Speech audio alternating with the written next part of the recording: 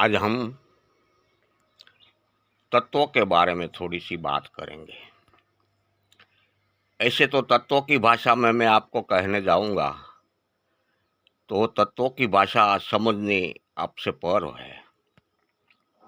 शायद कोई एक आध दो इंसान समझ सके, सबके वश की बात नहीं है तत्वों की भाषा में बात समझनी।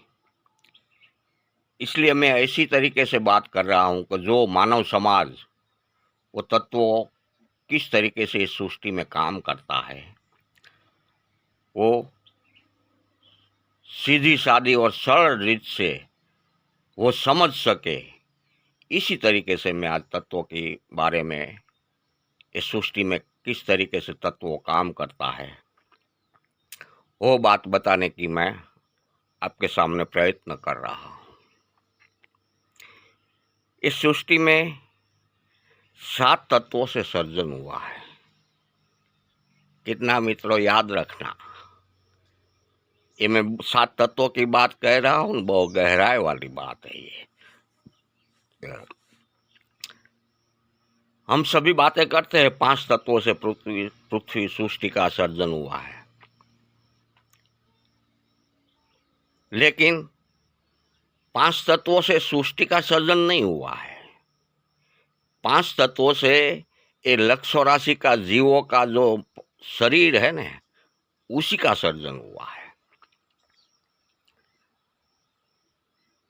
सिर्फ ये लक्ष्य राशि का पुतलाओं का ही सर्जन 5 तत्वों से हुआ है।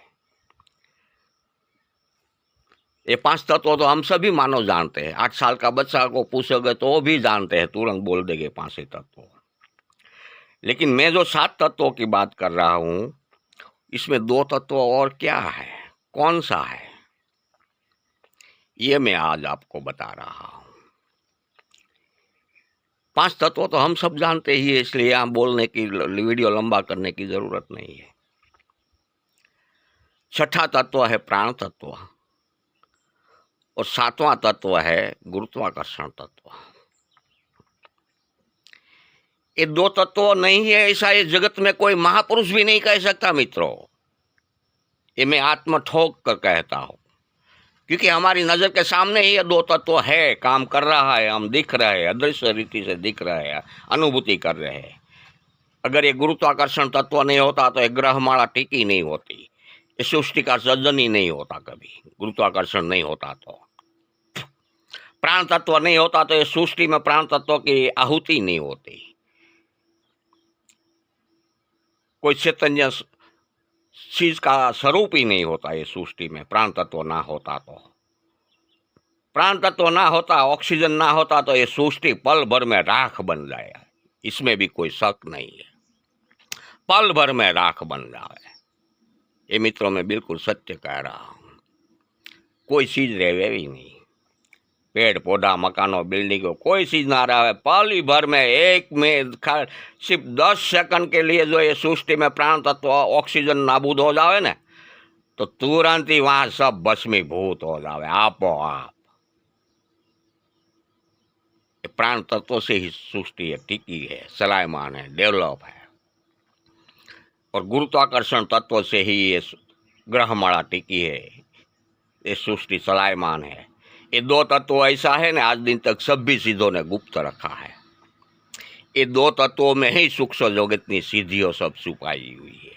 ये 2 तत्वों में ही सब रहस्य छुपा हुआ है इस सृष्टि का। यही कारण से सिद्धों ने गुप्त रखा है और कहा है कि पात्र देखकर उसका ज्ञान दिया जाएगा, पात्र देखकर ही उनका ज्ञान देते हैं। पात्र अगर काना वाला नहीं होता तो ये सत्य का ज्ञान कभी उनको दिया नहीं जाता, क्योंकि वो बह जाता, वो अनुसरण नहीं होता वहां। ये 2 तत्व प्राण तत्व और गुरुत्वाकर्षण तत्व है, इसमें कोई शक नहीं। जो आज आपके सामने में, दुनिया के सामने ये 2 तत्व रख रहा हूं, कुल 7 तत्वों से सृष्टि का सर्जन हुआ है। आपके सामने ही, आप विचार करके देख लो अंतर्दृष्टि से। ग्रहमाला जो टिकी हुई है वह गुरुत्वाकर्षण तत्व के अधीन ही टिकी हुई है। गुरुत्वाकर्षण तत्व में भी 2 पासा है, आकर्षण और अपाकर्षण एक पासा से भी नहीं चलता। गुरुत्वाकर्षण तत्व में आकर्षण अपाकर्षण दो पासा है। ये दोनों पासा के अधीन ये ग्रहमाला आज पूरी आकाश के बीच में घूम रही है। ये दो तत्व ही काम करता है, तब सारी ग्रहमाला घूम रही है।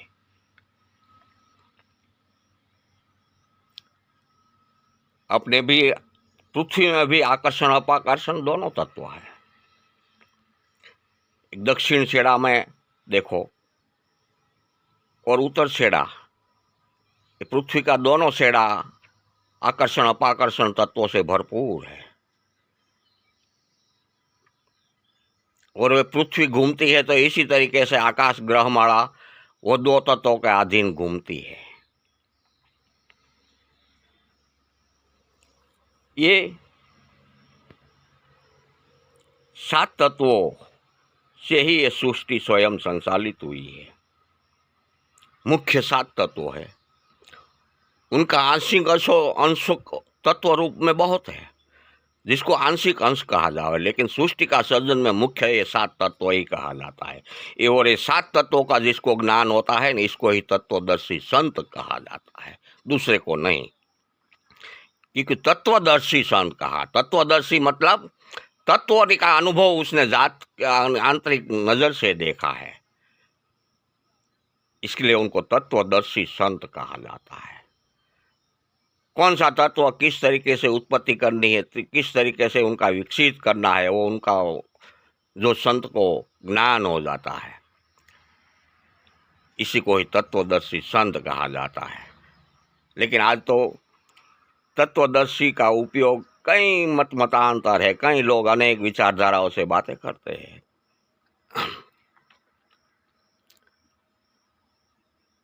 इस 7 तत्वों के अधीन अनेक आंशिक तत्व है, लेकिन मुख्य रूप से 7 तत्व जरूर है। अब ये 7 तत्व इस सृष्टि में किस तरीके से काम करता है, इसका मैं जरा का आपको सीधी सादी सरल रीत से आपको समझ में आ जाए, ये भी उदाहरण मैं आपको देता हूँ। कोई भी वनस्पति का बीज जब हम जमीन में रोपते हैं तो जमीन एक पृथ्वी तत्व है। पृथ्वी तत्व में बीज डालकर ऊपर थोड़ा पानी हम डालते हैं। हम नहीं डालेंगे तो प्रकृति डालेंगी। तो पानी ये जल तत्व है। पृथ्वी तत्व और जल तत्व दोनों का रहस्य ऐसा है कि जब पृथ्वी तत्व में जल तत्व मिलता है तो वहाँ आपो आप बफारा होता है। जो बफारा होता है उनको अग्नि कहते हैं, अग्नि तत्व कहते हैं। ये पृथ्वी तत्व और जल तत्व दोनों तत्व साथ में मिलने से वहाँ आपो आप तुरंत ही अग्नि तत्व की हाजिरी हो जाती है। और पृथ्वी तत्व और जल तत्व साथ में मिलने से वहाँ जमीन में से बफारा होने लगता है। वो बफारा होता है वही अग्नि तत्व है। और अग्नि तत्व बीज को मिलने से बीज को पोषा कर देते हैं, बीज को बाफ डालते हैं, बीज एकदम फूल जाएगा। तो बीज जब फूलता है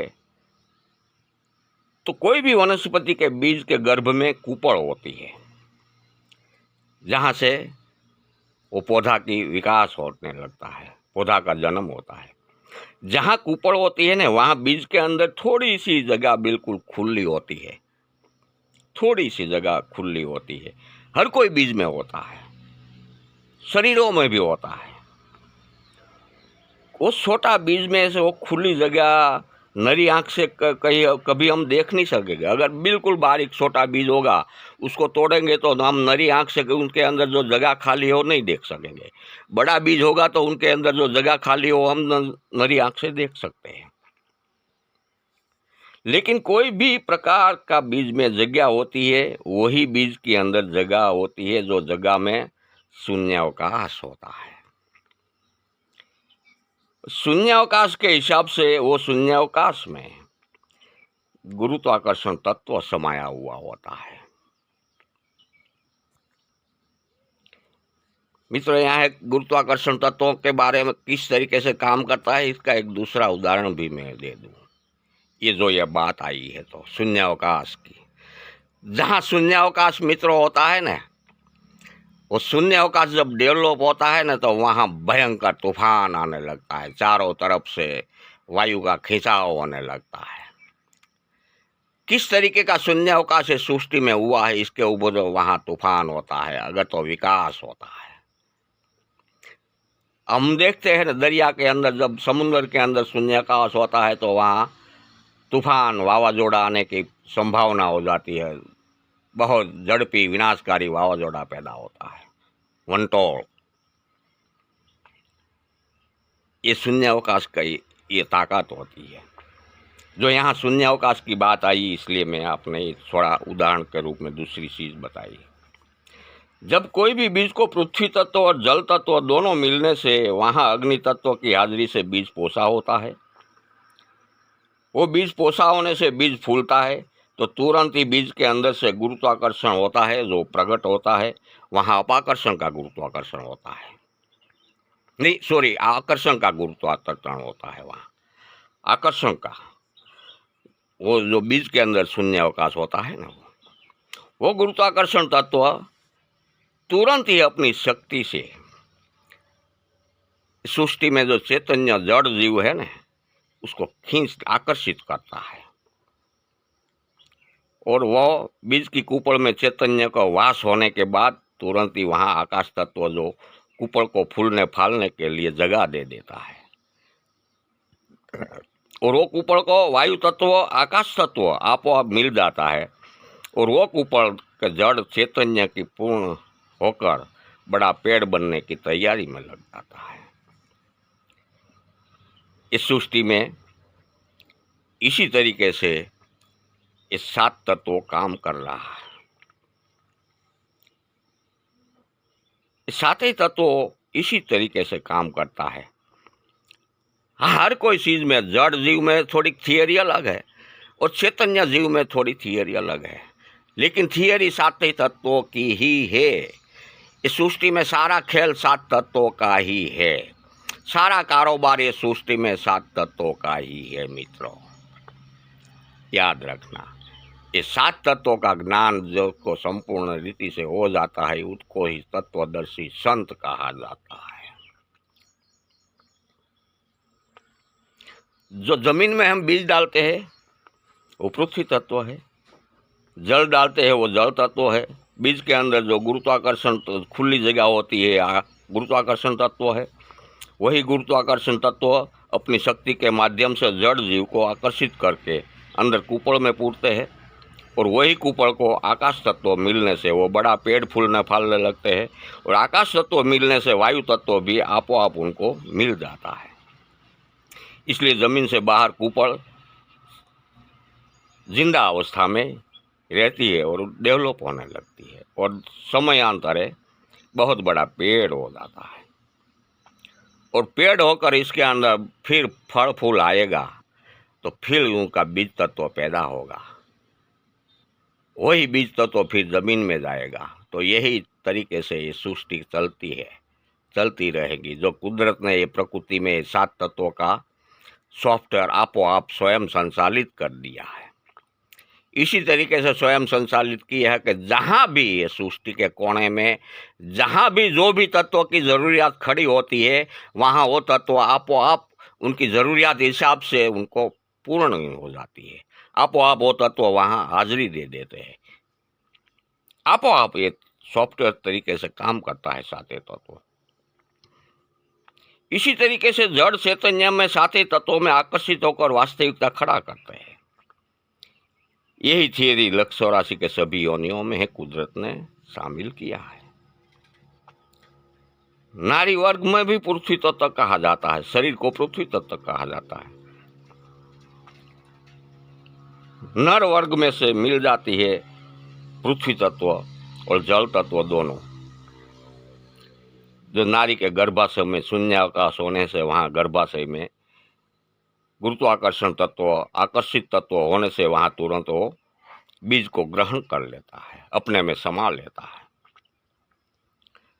नारी के शरीर में अग्नि तत्व तो होता ही है, मिल जाता है आपो आप, और गर्भ का विकास होने लगता है। ये गर्भ जब 7 मास का होता है तब नारी के गर्भ में से गुरुत्वाकर्षण जो आकर्षण तत्व होता है वो आपो आप काम करने लगता है 7वें मास में, क्योंकि 7वें मास में शरीर का बंधारण संपूर्ण पूरा हो जाता है। तो ये शरीर जो जो कर्म गति का शरीर है, जो कर्म के गति के अधीन वो शरीर को जन्म मिला है, वही कर्म के गति का आधीन जीव वो अंदर का आकर्षण तत्व है वो खुला आकाश तत्व में से खींच लेगा। जैसा कर्मित शरीर है वैसा ही कर्मित गर्भ इसमें आकर्षित होता है, वैसा ही कर्मित जीव को आकर्षण करके नाभि द्वार से जीव को खींच लेगा और 9वें मास से वो गर्भ को आकाश तत्व और वायु तत्व दोनों मिलने से वो गर्भ वातावरण के अंदर आ जाता है और फूलने फालने लगता है, बड़ा होने लगता है। ये बिल्कुल टूक में आप समझ सको इसी तरीके से मैंने आपको ये तत्वों के बारे में बात समझाने का प्रयास किया है। तत्वों की भाषा में मैंने नहीं बोला है, तत्वों की भाषा में बोलूंगा तो आप समझ ही नहीं सकोगे, क्योंकि तत्वों की भाषा एक अलग है जो हर कोई मानव के वश में नहीं है वो उसको समझने की।